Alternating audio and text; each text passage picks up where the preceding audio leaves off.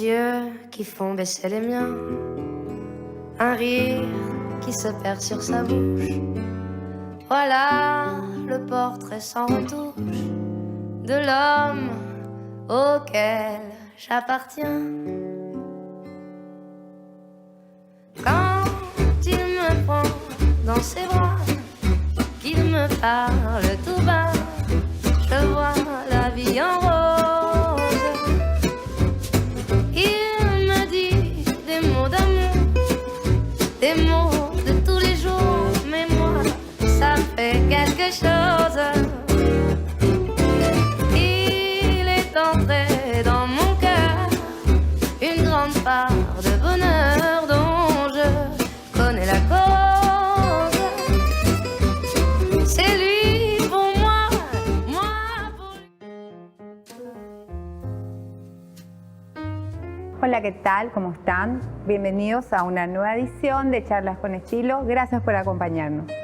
Y como esta vida es un continuo aprendizaje, la idea es que nos acompañen a obtener los conocimientos de nuestros entrevistados. Hoy con nosotros Santiago Peña, un brillante economista que se animó a lanzarse a la carrera política. Y como dijo Freddie Mercury, si pudiéramos hacer que una sola persona se sienta bien por una hora o arrancarle una sonrisa, para nosotros este programa ya vale la pena. Así que vamos con nuestro primer invitado. Connais la cause. C'est lui pour moi, moi pour lui. En el mundo habrá un lugar para cada despertar, un jardín de pan y de poesía, porque puestos a soñar, fácil es imaginar esta humanidad en armonía. Le Paris.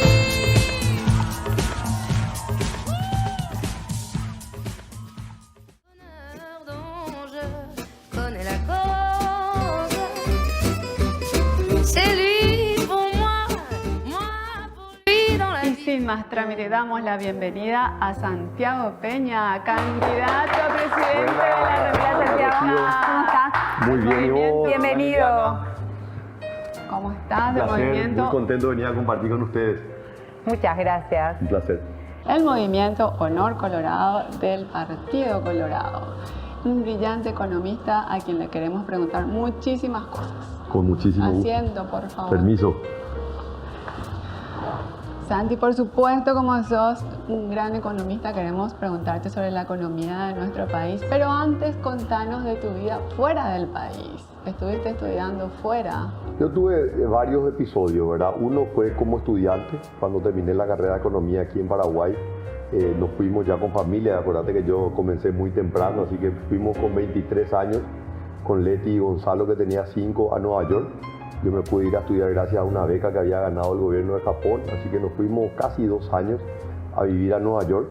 Fue una experiencia fascinante para mí, ¿verdad? Yo tenía el sueño de poder tener un posgrado, de poder ir a una universidad de clase mundial. Y fue una muy linda experiencia porque también nos unió mucho como familia. Nosotros habíamos prácticamente terminado el colegio, nos casamos, nos fuimos a la facultad, Leti estudió arquitectura, yo estudié economía. Y literalmente no nos veíamos, o sea, estábamos cada uno en nuestra dinámica. Yo trabajaba, estudiaba, al mismo tiempo jugaba rugby, estaba en la selección paraguaya, así que tenía una vida súper intensa. Y nuestra ida a Nueva York fue una oportunidad también de unirnos, unir el vínculo, por supuesto compartir muchísimo más con Gonzalo. Y en una segunda etapa ya casi 7, 8 años después, como economista fui a trabajar al Fondo Monetario Internacional a Washington. Y también fue una experiencia muy linda, ¿verdad? Ya diferente, yo ya estaba trabajando, tenía como que una mayor fortaleza profesional y económica, entonces ahí podíamos darnos más gusto, ¿verdad? Cuando nos vimos como estudiantes, la vida de estudiante es muy sacrificada, ¿verdad? Muy sacrificada, principalmente para la familia, ¿verdad? Porque yo estaba todo el día dentro del aula, pero Gonzalo y Leticia sí, tenían que luchar bastante, ¿verdad? Y te casaste con una gran mujer. Me casé con una gran mujer. Estoy casado con una gran mujer hace 25 años ya. Toda una vida, Santi.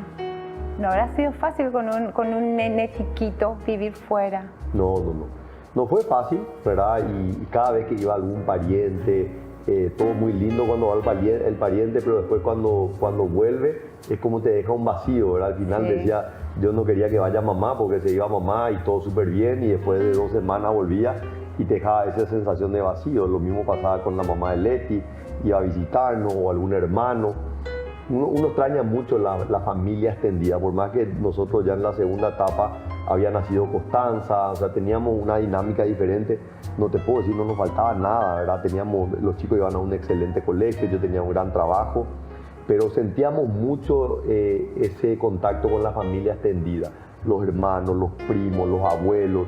Yo lastimosamente no pude despedirme de mi abuelo paterno, por ejemplo, porque falleció cuando yo estuve allá. Entonces sentí mucho esa parte. Entonces cuando en algún momento tuvimos la oportunidad de volver, se planteó la oportunidad de volver y también dijimos, bueno, la verdad que se presenta esta oportunidad, también volvíamos para poder compartir más con la familia. Al final uno nunca sabe, los padres, hasta cuándo lo va a tener, ¿verdad? Así que pesó eso en la decisión que tomamos. Y aprovechando tus conocimientos, tu experiencia, sabemos de tu paso por la función, por la administración pública, los cargos que te ocupó ocupar, valga la redundancia. Queremos conocer tu opinión acerca de la economía en la actualidad. La economía paraguaya, Rocío, es una economía que tiene bases sólidas. O sea, esto se construyó a lo largo de unos 25 años, ¿verdad? Desde el año 2002, 2003, Paraguay y los paraguayos y los políticos y los empresarios entendieron que hay que cuidarlo. Los 90 fueron muy duros para el Paraguay. Crisis bancarias, crisis económica. Entonces, a partir del 2002, como que se generó un consenso. Yo viví esa transición porque entré al Banco Central en el año 2000, que eran los peores años, ya la salida de la crisis y lo que fue el nuevo gobierno de Nicanor, que estableció un plan económico muy importante, varios ajustes. Y a partir de ahí, desde esa época, los últimos 20 años, ha habido un proceso de mejora, se fortaleció el Banco Central, se fortaleció el Ministerio de Hacienda, pero no es suficiente, Rocío, no es suficiente, Liliana. O sea, todavía hay otras cosas que hay que hacer.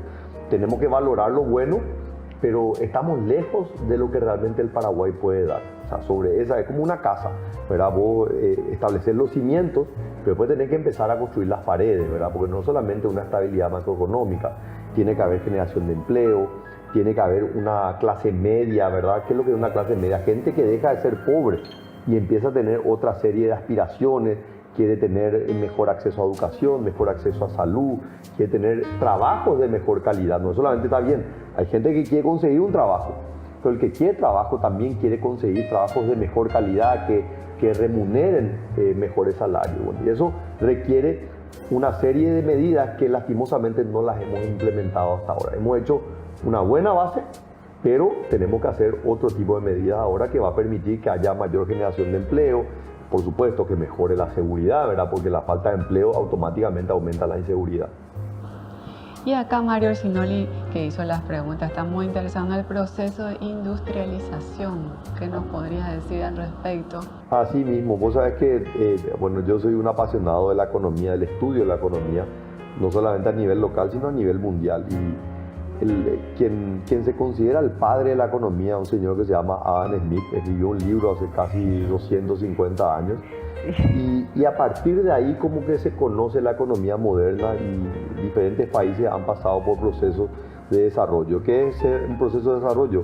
Países pobres que dejaron de ser pobres, se convirtieron en países ricos. Y en el 100% de los casos, no hay ninguna excepción, todos los países que fueron exitosos fueron a través de la industrialización. Entonces no hay ningún secreto esto. O sea, es la receta de seguro éxito para el Paraguay, avanzar en el proceso de industrialización. Y Paraguay ha sido muy pequeño todavía el progreso en el campo industrial. Todavía una economía muy abocada al campo agrícola, ganadero. Tenemos un potencial enorme ahí, no podemos desconocer, pero Paraguay necesita avanzar en ese proceso de industrialización. Brasil lo hizo en la década de los 60 gracias a que a Itaipú. Gracias a la construcción de Itaipú a partir de los 80, Brasil tuvo un gran auge del desarrollo industrial. De hecho, todo el complejo industrial de Sao Paulo prácticamente se alimenta gracias a la energía que produce Itaipú. Como Paraguay necesita también. Y hoy que estamos negociando, hablando de este tema del tratado o del precio de la energía, creo que la clave para Paraguay es la utilización de la energía eléctrica con un objetivo industrial que genere puestos de trabajo de buen nivel. El otro tema también que es muy interesante es la maquila, ¿verdad? Nosotros no inventamos la maquila. La maquila es un ejemplo que fue muy exitoso en México, que se benefició de Estados Unidos, que es un mercado gigante, y al lado México, que tenía salarios más bajos. Entonces, este régimen de maquila permitía que puedan importarse materia prima, se procese, se le dé un valor agregado y después iba al mercado americano. Bueno, en Paraguay la ley se aprobó en el año 2005, pero no se le dio mucha importancia. Y recién en el gobierno pasado, en el 2013, se empezó a utilizar esa herramienta de maquila que hoy da empleo a cerca de 20.000 personas de manera directa y genera ingresos para Paraguay este año cercano a los $1.000 millones. O sea, estamos en el camino. Yo creo que tenemos espacio para acelerar muchísimo más. Escuchándote hablar, entonces, ¿coincidís con la opinión del DIF de que Paraguay es uno de los mejores países de la región para invertir? Estoy convencido, Rocío. Este país está condenado al éxito. Me encanta esa frase. Nosotros los paraguayos somos los únicos que no nos damos cuenta del enorme potencial que tiene este país, pero yo estoy convencido que estamos condenados al éxito. ¡Ay, qué maravilla! Sí. ¡Qué hermosa frase! Sí, de esto se trata este programa, de mostrar lo bueno, lo lindo y todo lo que nos estás contando, que de hecho algo sabíamos, pero escucharte a vos, que sos calificado en el tema, entonces es como que reafirma esa sensación de que estamos bien, pero podemos estar mejor. No, podemos estar muchísimo mejor, porque más allá de todo lo que hemos avanzado, lo que se vuelve inentendible es que no es posible que un país que tiene tanto potencial para producir alimentos tenga gente pobre que no puede completar un plato de comida por día. No es aceptable. A mí me tocó trabajar por varios años en África y recorría países de África. ¿También? Y cuando estaba trabajando en Washington, yo era responsable de países de África. Entonces me iba a África y durante 3 años recorrí varios de los países de África. Y lo único que recuerdo cuando llegaba a cada uno de estos países, decía, qué país maravilloso tenemos los paraguayos. Lo único que pensaba, decía, no puede ser que tengamos tanta riqueza en nuestro país. Entonces, miro el vaso medio lleno, yo soy súper optimista, pero también soy un convencido de que nosotros no podemos aceptar la situación en la cual estamos. O sea, no podemos ser conformistas. Claro. O sea, tenemos que ser ambiciosos porque este país puede dar muchísimo más. Los paraguayos pueden estar muchísimo mejor, ¿verdad? Yo te digo, no tengo ningún temor a decir que Paraguay no solamente puede ser de los países más desarrollados de Sudamérica, sino uno de los países más desarrollados del mundo. Para una población de 7 millones de habitantes, con la capacidad productiva que tenemos. O sea, estoy convencido que solamente depende de nosotros la voluntad de los paraguayos y entender que el país va a mejorar en la medida que los paraguayos en nuestro conjunto, no es que solamente si llega fulano a ser presidente de la República, porque una persona no va a cambiar el Paraguay. Una persona sí puede mostrar el camino, compartir la pasión, transmitir el conocimiento y que otros también crean en ese camino y puedan seguir. Pero claramente cuando los paraguayos, mayoritariamente en nuestro conjunto, digamos, podemos estar mejor y ahí vamos a salir todos a trabajar para estar mejor. Hablando de podemos estar mejor, Santi, te cuento, ya sabes que yo amo a Itapúa, ya todos los itapuenses, no solo algunos.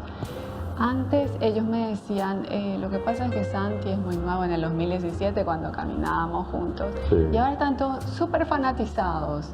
Y yo les decía, ¿y por qué ahora que no está Luis Naiti, porque ustedes están, no sé, raro? Entonces ellos me decían, no, Santiago Peña ya pagó derecho de piso, sí. Él recorrió el país de punta a punta. Antes no le conocíamos, ahora le conocemos. Sí. Prácticamente estuviste en cada hogar, sí, de todo el país. Yo creo que no hay gente que no te conozca.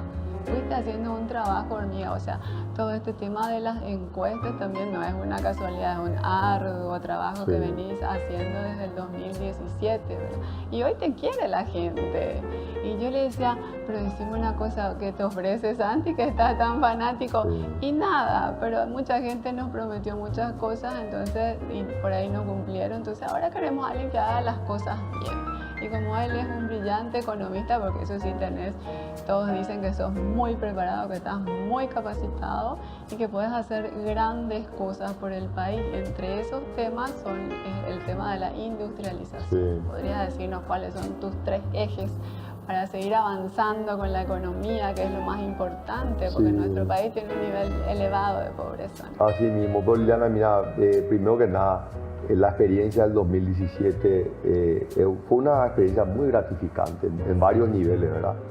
Y vos sabés que el movimiento primero había designado a Luis, ¿verdad? Cuando se confirma mi candidatura, Luis ya estaba como candidato a vicepresidente. Yo había trabajado con él, no muy directa, pero sí esporádicamente, porque él era el presidente del Consejo de Gobernadores, yo era ministro de Hacienda, entonces interactuamos mucho ahí. Pero él fue una persona tremendamente generosa conmigo y siempre me encargo de recordarlo y agradecerle, porque fue muy generoso, una persona que había transitado mucho en la política. Y bueno, yo era un niño, ¿verdad? En la política sin ningún tipo de experiencia. Y él realmente fue una persona que me cobijó, que me arropó, que me mostró lo que él había acumulado en 30 años de hacer política y me dio en 5 meses. Entonces yo fui realmente un bendecido en la oportunidad. Pero cuando terminó la campaña, yo también sabía que mi legado o la marca en la vida no puede ser determinada por una elección, no puede ser determinada por un cargo. Es por lo que uno hace en la vida. Y yo creo que el ejemplo de Luis es de esa manera. Hoy a Luis la gente lo recuerda no solamente por su paso como gobernador, hay gente que lo recuerda como su paso como diputado nacional, como miembro del Consejo de Yacyretá, como intendente. O sea, en realidad él le dedicó su vida al servicio público, ¿verdad? Y la verdad que más allá de gente que puede haberse enfrentado o no con él políticamente, todos destacaron el trabajo, todos lo reconocieron a él, ¿verdad? Yo creo que eso, si hay algo que yo quiero el día de mañana, el día que yo no esté, que la gente no me recuerda a mí como Santi el presidente, sino Santi la persona que a lo largo de su vida, como director del Banco Central, como ministro de Hacienda, como presidente y después como expresidente, porque si yo soy electo presidente en abril del próximo año y dejaré la presidencia a los 49 años, o sea, mi vida no puede terminar a los 49 años. Tanto hiciste en tan poco tiempo. Uno te escucha hablar y increíble. O sea, yo no puedo asumir tu historia con tu edad. Sí. ¿Empezaste? Empecé muy temprano, Rocío. Empecé muy temprano y lo que era realmente una carrera contra el tiempo, ¿verdad? Porque cuando yo comencé a los 18 años ya tenía un hijo, ¿verdad? Ya estaba casado. Entonces, me ayudó muchísimo, ¿verdad? Yo siempre digo que yo no recomiendo a los jóvenes que se embaracen, las mujeres y los padres que sean padres a los 18 años. No es lo lógico, no es lo recomendable, no es lo deseable. Pero en mi caso fue una motivación adicional. O sea, es lo que me permitió concentrarme y enfocarme en lo que me permitió después construir una carrera, ¿verdad? En ese momento yo no lo pensaba de esa manera. Pero obviamente sufría en ese momento cuando mis amigos se iban de viaje o salían los fines de semana a compartir entre ellos y bueno, yo no podía, pero no me arrepiento de nada, Rosy. No me arrepiento Fue lo que te absolutamente tocó de nada. vivir, lo asumiste. Y abracé la causa y me siento un bendecido porque me permitió construir más allá de la carrera profesional una familia que es mi mayor orgullo. Mi mayor tu orgullo. familia, Dios mío. Bueno, continuemos hablando.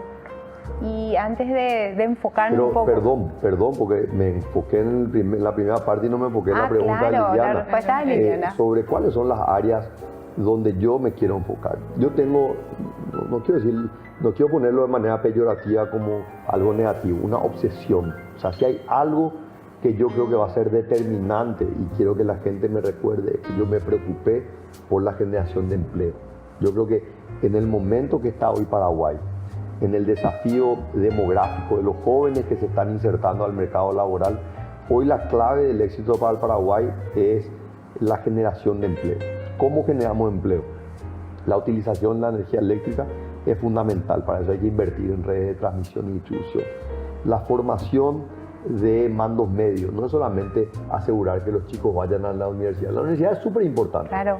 pero no es la única forma de insertarse a un mercado laboral y el Estado tiene herramientas. tiene herramientas como el ¿cuántos SNPP. empleos tiene que generar? Y yo me puse como meta al menos 500.000, medio millón de empleos. Entonces, creo, ¿Al año? no, en en los todo el 5 gobierno. años. En todo el gobierno. Claro. En 5 años, ¿verdad? En promedio generar 500.000 empleos por año. Yo creo que se puede. Yo creo que eso va a generar un cambio, ¿verdad? Porque no solamente generar el empleo para el que no tiene empleo, esto también va a empujar para que los salarios de aquel que tiene un empleo, al haber una mayor demanda, las empresas empiezan a pagar mejor. Pero para que la empresa pueda pagar un mejor salario, también la empresa tiene que vender más. Claro. Y para que la empresa pueda vender más, ahí es donde el Estado le tiene que ayudar. Financiamiento a largo plazo, desburocratizar, ¿verdad? Agilización de trámites, mejorar la infraestructura del país. Todo esto en función a que la empresa pueda pagar mejores salarios, pueda contratar más y obviamente la empresa también tiene que vender más. Y la inversión extranjera, ¿verdad? La inversión extranjera, pero yo siempre digo, yo soy un apasionado de la inversión nacional, porque yo digo que el extranjero que viene a un país, lo primero que quiere ver es si los paraguayos están invirtiendo, porque los paraguayos somos los que conocemos mejor. Por eso que yo insisto mucho en esto y le hablo a gremios empresariales, a empresarios. No puede ser que tenga que venir un extranjero que no nos conoce y valora nuestro país más que nosotros. Me pasó a mí, Rocío y Liliana. O sea, a mí me pasó, yo me tuve que ir a África para darme cuenta el gran país que tenemos. O sea, es un problema natural que tenemos nosotros, ¿verdad? Que estamos muchas veces mirándonos el ombligo y no nos damos cuenta que en realidad el Paraguay puede ser un oasis en el desierto, en este continente. ¿Suficiente capital Sí, muchísimo. nacional para Hay generar muchísimo tantos capital. empleos? El mayor patrimonio para la inversión es el ahorro. Y el ahorro de los paraguayos es un ahorro que hoy está depositado a corto plazo. ¿Dónde está depositado el ahorro de los paraguayos? Los fondos previsionales. En el mundo, la forma de financiar el desarrollo de un país, el desarrollo industrial, es a través de la utilización del ahorro de largo plazo hacia créditos de largo plazo. Entonces nosotros todavía no tenemos eso. O sea, el ahorro de los paraguayos está colocado a 2 y 3 años, que en vez de financiar infraestructura industrial, lo que financia es consumo. Porque ¿qué es lo que vos podés financiar? Genera muy poco. Muy un ahorro poquísimo. a 3 años, ¿cuánto genera? Poquísimo, porque si vos querés financiar una industria, esa industria tiene que financiarse a 10 o 15 años. Mínimamente. ¿Quién ahorra a 10 o 15 años? Los fondos previsionales, nosotros. Los aportantes de las diferentes cajas previsionales son personas que están aportando en su edad de trabajar, pero necesitan tener la plata dentro de 20 o 30 años. Entonces, ese fondo tiene que ir a invertir con todos los mecanismos de seguridad, con todos los recaudos, y ahí vos ves que la industrialización avanza. Cuando vos tenés acceso al crédito a largo plazo o el acceso al crédito a la vivienda. O sea, en el Paraguay hay 500.000 familias que pagan un alquiler que perfectamente podrían pagar la cuota de un crédito hipotecario. Es un déficit importante en Enorme. materia de vivienda. Enorme, pero una gran oportunidad, porque imagínate la cantidad de empleo que podemos generar si hay la construcción de 500.000 viviendas. Una O revolución. sea, prácticamente no van a encontrar albañil, los boleros van a estar trabajando a tiempo completo. O sea, el dinamismo económico que puede generar es enorme. Saliendo un poco de nuestras fronteras, hay un tema que nos interesa. ¿Qué opinión te merece el rechazo de los chilenos a su reforma constitucional? Creo que es una gran victoria y creo que no tenemos que subestimar muchas veces, y en Paraguay no se analiza a profundidad estos temas, ¿verdad? Pero el mundo está viviendo una convulsión tremenda, ¿verdad? Y esto ha sido en parte el éxito que ha tenido el mundo occidental en avanzar en las libertades. La democracia prácticamente es el estándar a nivel mundial. Temas como la inflación se han resuelto, excepto en países como Venezuela y Argentina. Pero en líneas generales han habido grandes conquistas. Ahora, nosotros también no hemos sido capaces de administrar las nuevas expectativas que tienen las sociedades.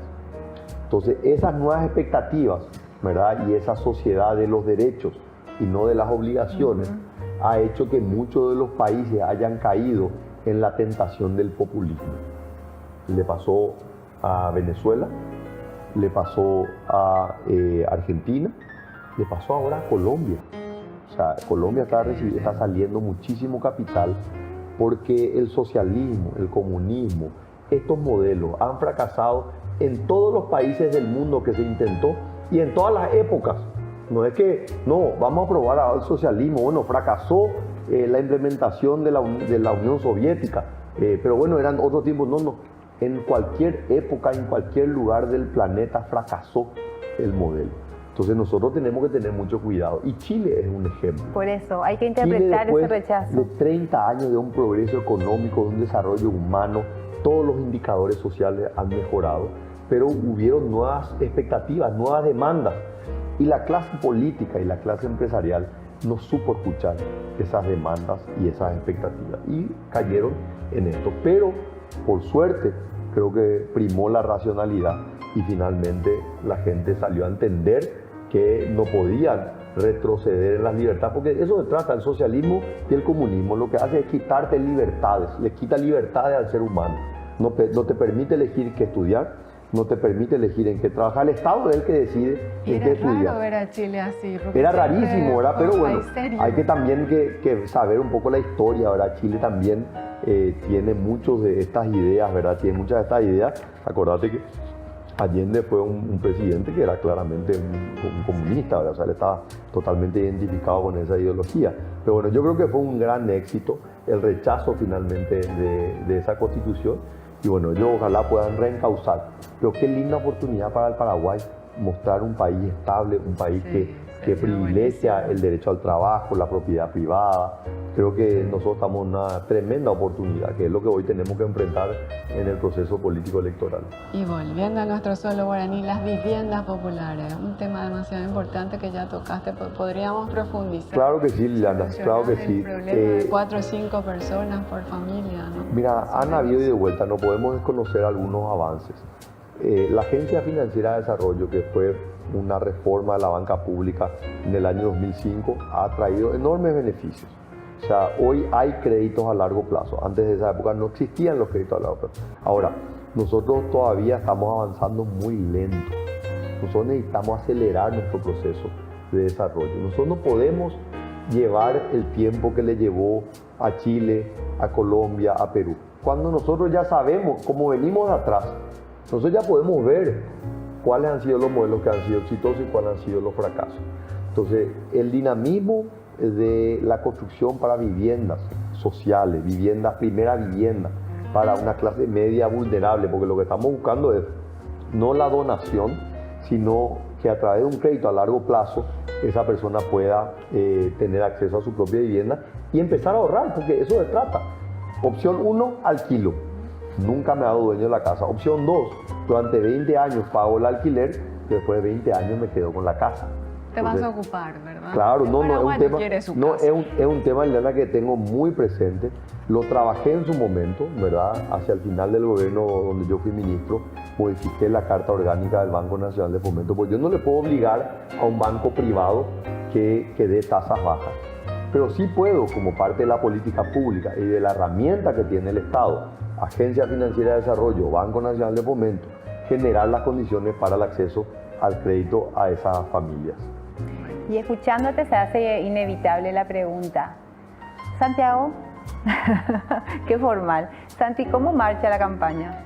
Marcha muy bien, Rocío. La verdad que mucho de esto es cosechar una siembra que inició en el 2017, sin pensarlo, ¿verdad? En el 2017 yo salí a recorrer el país con Luis y la verdad que no nos fue mal. No ganamos, es cierto, no ganamos. Pero haber tenido una intención de voto del 8% en el mes de julio y terminar con 43% de los votos fue realmente una campaña, yo creo que muy exitosa. Ahora, los tiempos de Dios a veces no coinciden con nuestros tiempos, ¿verdad? Y ahí es donde tenemos que tener la paciencia, la serenidad.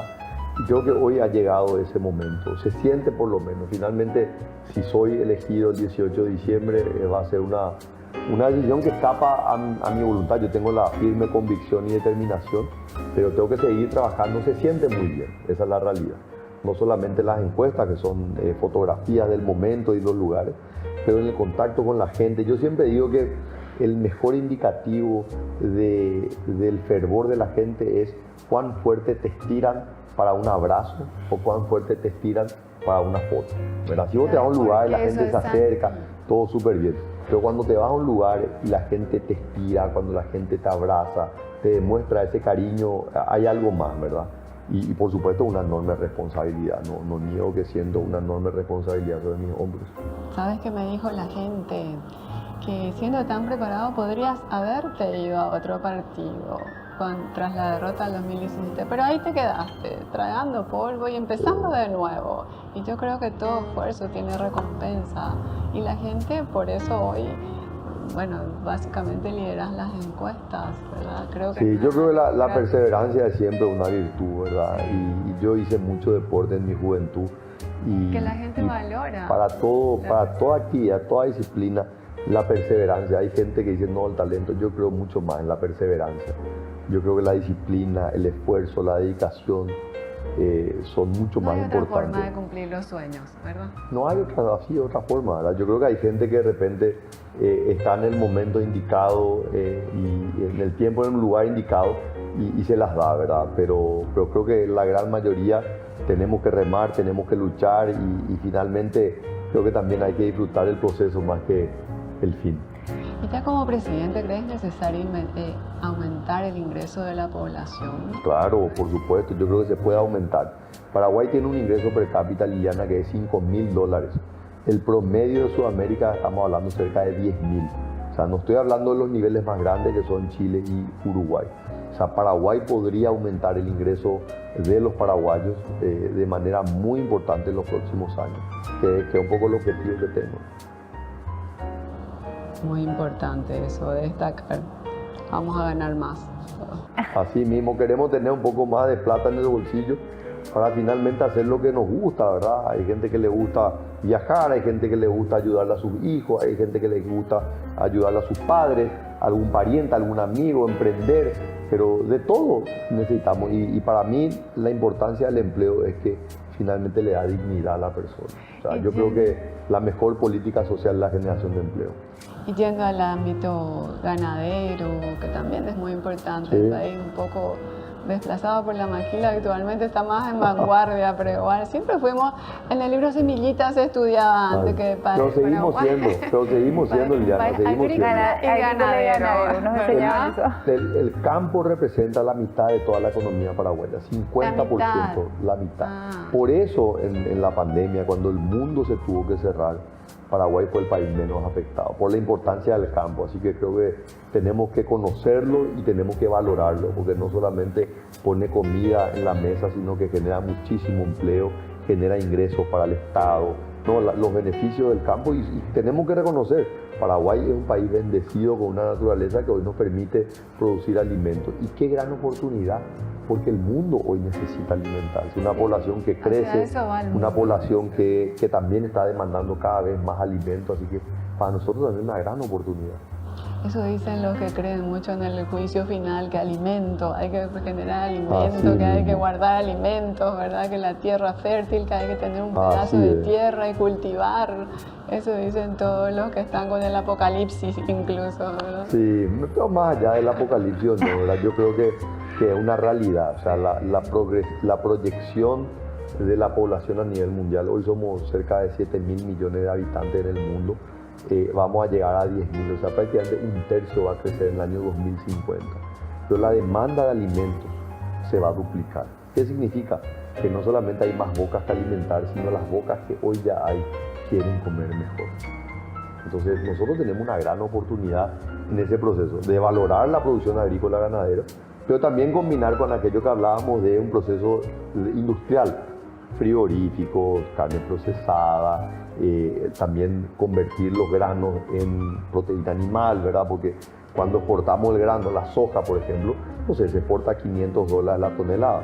Cuando exportas pollo o cerdo o carne, estás exportando a $5.000 la tonelada, o sea, es 10 veces más. Es grande la diferencia. Ese es el camino. Eso es lo que han hecho todos los países, es lo que hace China, que lleva nuestra soja, es lo que hace Argentina, es lo que hace Brasil. Convierten la proteína vegetal en proteína animal. Entonces nosotros tenemos que también hacer lo mismo. Te vemos muy tranquilo, muy dueño de voz, muy calmo, pero ¿cómo se hace para manejar lo agresivo de la campaña? En algunos momentos como que se disparan los decibeles. No debe ser muy fácil dejar de ser vos para poder manejar. Sí, mira, Rocío, te voy a ser muy honesto. Me sale muy natural. Me sale muy natural y probablemente es una combinación de factores, ¿verdad? Uno, soy el menor de 3 varones. O sea, si te digo que nosotros éramos unos terroristas... Te pegaban. No le veo a Manuel haciendo eso. No, el peor de todo era. El peor de todo. Y mamá fue siempre una mujer muy fuerte que mantuvo la calma ante todo. Entonces, yo heredé mucho del carácter de mi madre, ¿verdad? De la templanza, de no...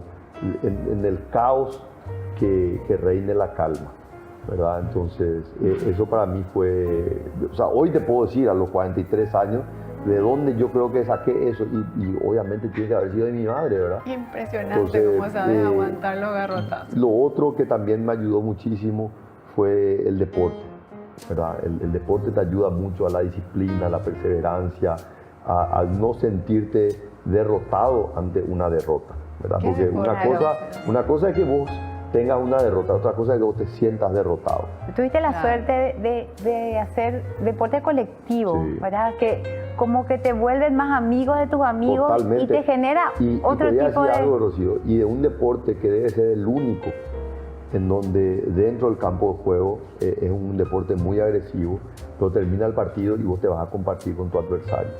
O sea, el tercer tiempo es un ritual dentro del rugby, ¿verdad? Entonces yo me enfrenté, pero de una manera muy agresiva con adversarios. Sí, algunos amigos tuyos me comentaron que Terminaba era... el partido y nosotros nos íbamos a la cantina y compartíamos una cerveza y compartíamos un asado, y el ritual indica que el equipo local le tiene que invitar al equipo visitante. Entonces, estas son, te digo, uno va aprendiendo. En ese momento no me daba cuenta lo importante que era, ¿verdad? Pero hoy te puedo decir que eso es parte de lo que hoy me permite. Después, obviamente, cuando tenía 17 años y me enteré que iba a ser padre, entré en pánico. O sea, parecía que el mundo se me venía abajo. Y después te das cuenta que no es tan malo. Entonces, yo creo que en esto la vida te va demostrando, y los golpes y las satisfacciones, que no hay que sufrir en las derrotas ni tampoco sobreexaltarse en las victorias, ¿verdad? Uno tiene que tratar de mantenerse en la calma. Bueno, pero la derrota para mí es a partir del 10%. Como diría un amigo, esto menos de 10% sería un casi honorable empate, ¿verdad? Casi. Pero... Sí, no, la verdad que pues yo me sentí muy satisfecho del mensaje que llevamos, del trabajo que hicimos. Y que no tendrías ningún problema en el abrazo. Ninguno. Esa misma noche yo le llamé a Mario Aldo, me acuerdo que el TREP tenía 70% del conteo, ¿verdad? Y se había mantenido una tendencia desde el comienzo. Y yo dije, no tiene ningún sentido esperar más. Hay tanta gente que está expectante, o sea, ¿para qué alterar los nervios? La duda, obviamente, acordate, ya que en el 2008 el partido cae justamente porque no hubo ese abrazo, no hubo ese acompañamiento, entonces estaba siempre ese temor. Yo era una figura relativamente nueva en la política, entonces para mí era darle certeza y certidumbre. Nosotros tenemos que jugar con las emociones de la gente. Entonces para mí era muy importante también salir rápido a hablar. De hecho, 2 días después salí a recorrer todos los medios de comunicación, hablar de lo que había significado, porque también para mí era importante transmitir mi experiencia, una experiencia positiva, porque lastimosamente hay mucha gente que dice no te metas en la política. Sí. Y esa es una mala señal. Yo estoy en contra de la gente que dice no hay que involucrarse en la política. No, hay que involucrarse. O sea, la política, si la entendemos como el servicio, es la disciplina más noble, es poder ayudar. Entonces, yo creo que aquel que tiene ganas de ayudar, yo creo que la política es una gran disciplina. Más allá de la ingratitud de la gente, ¿no? Mira, la vida es ingrata muchas veces, ¿verdad? La política ciertamente saca a relucir lo peor de las personas, pero también lo mejor. Pero muchas veces no nos enteramos. Yo uso siempre la analogía del aeropuerto. Todos los días aterrizan aviones en el aeropuerto, todos los días despegan aviones. Nunca nos enteramos cuántos despegan y cuántos aterrizan. Pero cuando hay un accidente de un avión pequeño y una persona está herida o pierde la vida, eso es noticia en todos los diarios, en todos los noticieros. Entonces, en la política pasa lo mismo. No enteramos del caso de corrupción, no enteramos del caso de malversación de fondos, pero nunca nos enteramos de los innumerables actos de bondad, de generosidad que hay dentro de la política, ¿verdad? Que solamente aquellos que recorren el país conocen a muchos de los políticos que son anónimos, Hay gente que ni siquiera tiene un cargo, pero colabora con su comunidad, colabora con su gente. Entonces yo veo que somos mucho más los paraguayos, nobles trabajadores, que quieren hacer bien las cosas. Lastimosamente no los conocemos a todos. Pero creo que vos ya le conociste a todos. Que mucho ya anduviste recorriendo por todo el país y pero muchas veces. Pero no termino, todos los días aprendo cosas nuevas, conozco gente nueva. Así que es muy, muy gratificante, desgastante, es un esfuerzo familiar enorme porque te toca estar fuera de la casa mucho tiempo. Yo todavía tengo una hija de 16 años que me reclama, ¿verdad? Que estoy poco en la casa. Pero muy gratificante de ver realmente, de ver muchas veces donde algunos ven problemas, yo veo oportunidades. Y tratando de construir un lugar donde ella sea feliz. Así mismo. Tu visión es sobradamente positiva. Si el destino te depara la presidencia, tendremos un presidente joven, preparado, pero por sobre todas las cosas, optimista. Así mismo. Yo digo, soy un enfermo optimista, Rocío. Reconozco eso. Y es algo que no es que me levanto todos los días, tengo que ser positivo. No, me sale de manera natural, ¿verdad? Y ojalá no me pase levantarme un día y decir, ya no vale la pena. Hoy me levanto todos los días, vale la pena. Ay, qué lindo. Y hablando de optimismo, nuestro guaraní es una moneda fantástica, estable, fuerte. Contanos, porque nos contaba un economista que desde el 2003 ya el guaraní estaba a 7.000 y hoy sigue, 20 años de estabilidad. De hecho, el guaraní cumple el próximo año 80 años. Por Dios, el legendario de la zona. Es la segunda moneda más antigua de América Latina.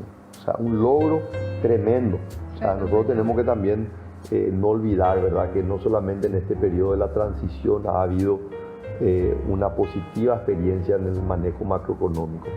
La realidad es que en los 35 años del gobierno de Stroessner, él tuvo un solo presidente del Banco Central, César Romeo Acosta, una persona que fue reconocida a nivel internacional por su prudencia, por su buen manejo. Cuando otros países en América Latina estaban en crisis económica, Paraguay no progresaba, pero tampoco entraba en las crisis que se vivían en otros países. Y eso permitió que Paraguay no sufra de la hiperinflación. Te da un ejemplo. En estos 80 años que cumple el guaraní, Argentina le quitó 16 ceros a su moneda. La verdad que cualquier comparación con Argentina es abismal, es abismal. Entonces es importante valorar, reconocer, pero también saber que eso no es todo. Porque a pesar de estar tan cerca, ¿verdad? Porque si bien es cierto estamos en una situación geopolítica donde lo que pasa en el Brasil y lo que pasa en la Argentina termina de alguna manera afectándonos. Pero nuestro guaraní se mantuvo cada vez fuerte. Menos, Rocío, cada vez menos, ¿verdad? Anteriormente cuando Brasil o Argentina estornudaban, nosotros nos resfriábamos. Dejamos de resfriarnos. Sí, dejamos de resfriarnos, copiar, ¿verdad? Y de hecho nosotros vivimos entre el 2013 y el 2018 el periodo de menor crecimiento económico de Argentina y de Brasil, y fue el periodo de mayor crecimiento económico de Paraguay. Entonces, como se dice en la jerga, en la definición de los economistas, nos desacoplamos, porque anteriormente como que nos movíamos acoplados con ellos. En el periodo 2013-2018 nos desacoplamos y Paraguay tuvo un crecimiento económico cuando ellos no crecían. De hecho, Brasil tuvo los 2 años de recesión económica más profunda, 2015 y 2017, y Paraguay siguió creciendo a tasas muy importantes. Entonces, se puede, ¿verdad? Se puede. Yo creo que no hay ninguna duda de que Paraguay puede dar muchísimo más. Nos vendría bien que Brasil y Argentina funcionen mejor, por supuesto, pero también que ellos no anden bien es una oportunidad para el Paraguay. O sea, están viniendo muchos inversores brasileños, muchos inversores argentinos. Entonces yo creo que eso también es una buena noticia para el Paraguay. ¿Y cómo se logró todo esto?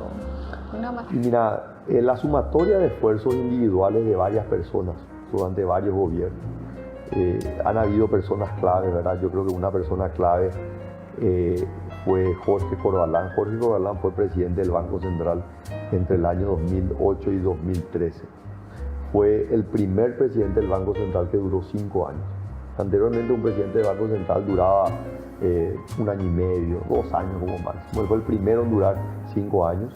Cuando se va por juicio político Fernando Lugo, Federico Franco le pide que se quede y él aceptó. Lo mantiene. Lo mantiene, ¿verdad? Entonces requirió, por supuesto, una determinación y una buena decisión política de Federico Franco, pero más que nada Jorge entendió su responsabilidad más allá de un compromiso político que él podría haber tenido con el ministro de Hacienda, no digo tanto con Fernando Lugo, pero más con Dionisio Borda, que era el ministro de Hacienda que le había llevado al Banco Central. Pero él entendió que el Paraguay necesitaba romper ese ciclo de inestabilidad. Entonces ese periodo fue clave. El siguiente periodo también, el de Horacio Cartes, fue clave. Por segunda vez, un presidente de Banco Central que se mantiene durante 5 años. Y este periodo, nuevamente, José Cantero está a 1 año de completar 5 años de mandato. Eso es fundamental en la política económica. Que haya previsibilidad, que haya estabilidad en las políticas económicas, porque eso es lo que permite que el guaraní sea una moneda estable, que la interacción de las decisiones que toma el Banco Central con el Ministerio de Hacienda sean decisiones técnicas sobre una visión económica a largo plazo y no simplemente los vaivenes políticos del momento, ¿verdad? Por eso creo que los grandes responsables han sido estas dos instituciones, Banco Central y Ministerio de Hacienda. Porque no hubo muchos presidentes economistas, porque para mí es muy importante tener los conocimientos para gobernar, para administrar un país. Sí, yo creo que, o sea, no debería ser excluyente, pero sí lo que debería ser excluyente, que entendamos que no hay forma de generar progreso sino a través del bienestar económico. Y en la construcción del bienestar económico no hay atajos. No hay, che, yo voy a hacer esta medida rápida. No hay atajos. Hay solo un camino, que es hacer las políticas públicas adecuadas que sabemos que funcionan. Hace unos 20 años, en un debate que se convirtió en un intercambio emblemático entre dos candidatos a presidente de Estados Unidos, Bill Clinton, que era un joven gobernador de Arkansas, y George Bush, el padre del presidente que estuvo en la década del 2000. El presidente Bush padre estaba buscando su reelección y él hablaba de la geopolítica, de la guerra del Golfo Pérsico y esto y lo otro, y este joven político le miró y le dijo: es la economía, estúpido. Y se volvió emblemático a partir de ahí, ¿verdad? Porque él le decía: todo eso que vos estás hablando, el ciudadano americano que va a ir a votar no le interesa. Él quiere saber cómo va a poner dinero en su bolsillo y comida en la mesa. Entonces, a partir de ahí, muchos presidentes entendieron que no se puede jugar con la economía, que tener una buena economía es fundamental para tener una buena política. Y para tener una buena política también tenés que tener, o sea, ambos tienen que funcionar muy bien, ¿verdad? Entonces, hoy yo claramente me defino como un político con alto conocimiento técnico en el ámbito de la economía. Que es muy importante. A mi pobre hija yo le estoy obligando a que estudie economía. Sí. Me parece tan importante para el ministro. Yo soy un apasionado de la economía, ¿verdad? Yo, a todos los que están terminando el colegio, y me ha tocado hablar con varios estudiantes de colegio, yo le digo: mira, si no tenés una vocación para estudiar medicina o para estudiar arquitectura o ingeniería, estudia economía. ¿Qué te no te va a equivocar. No te vas a equivocar. ¿Querés abrir un restaurante? Te va a servir la economía. ¿Querés abrir una peluquería? Te va a servir la economía. Sí, ¿Querés abrir un supermercado? Te va a servir. De hecho, debería ser obligatorio dentro de la secundaria, alguna materia. Una de las razones por las cuales yo me fui a estudiar economía, porque yo tuve una clase de economía en el colegio y me apasionó, porque yo le preguntaba, y me acuerdo de todo, fue en la década de los 90, que Paraguay tenía esta crisis bancaria, una crisis económica, y yo quería entender, y el profesor tenía respuestas para todo, o era un gran bola, ¿verdad? O realmente el tipo entendía muy bien. Pero hoy me doy cuenta que la economía prácticamente te puede resolver, porque es una ciencia social, o sea, él estudia a las personas, ¿verdad? Y las decisiones que toma una persona en cada ámbito, para administrar el país, para administrar una empresa, para administrar su familia, la finanza de su casa. Sí. Es transversal. Es súper transversal. Y para despedir este programa, queremos un mensaje tuyo, por favor, a la gente que nos está escuchando. Bueno, Liliana, Rocío, le agradezco muchísimo. La verdad que disfruté muchísimo la oportunidad de compartir en un ambiente distendido, ¿verdad? Un ambiente que no es el típico en el cual tengo que estar respondiendo a los periodistas que están así más incisivos. Pero lo que creo que es más importante es que atrás del personaje hay una persona, ¿verdad?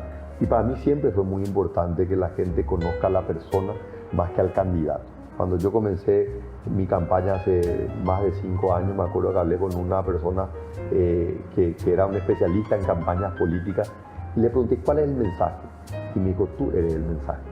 Vos tenés que salir y hablar de vos, de tus sueños, de tus frustraciones, de tus aspiraciones, de qué es lo que soñás para el país.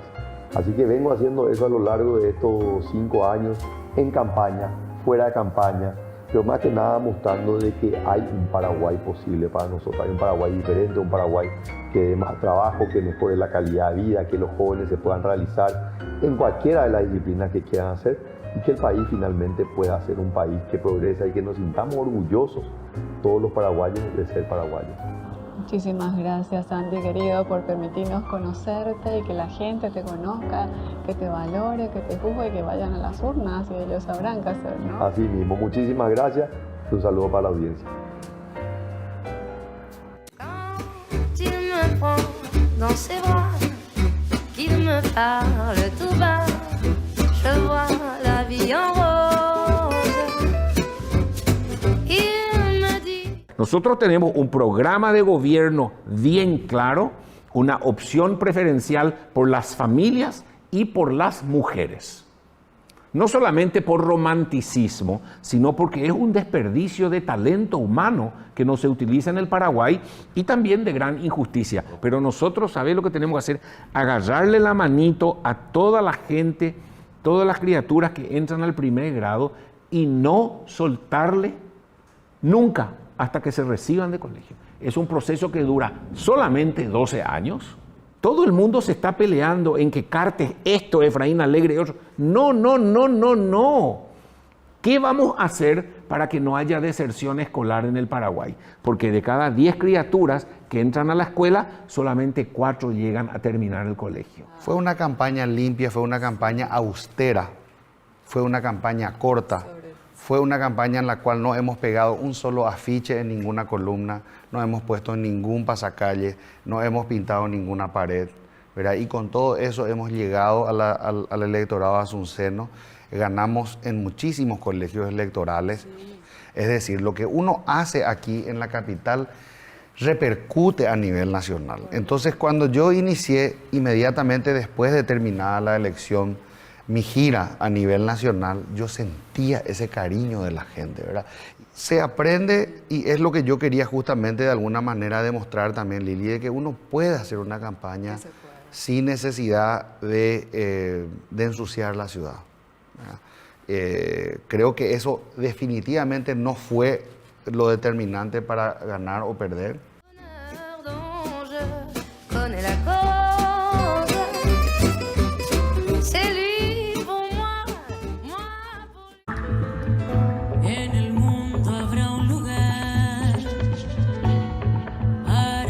Despertar, un jardín de pan y de poesía, porque puestos a soñar, fácil es imaginar esta humanidad en armonía.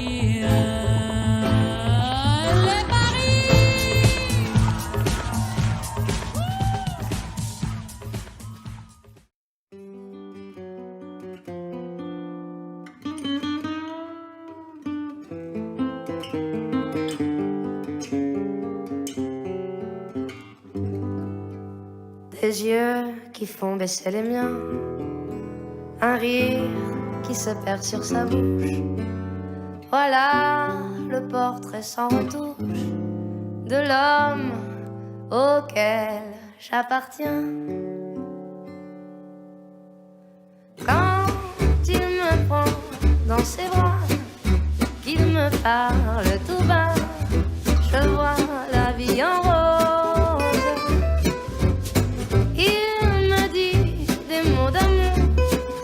Des mots de tous les jours, mais moi, ça fait quelque chose.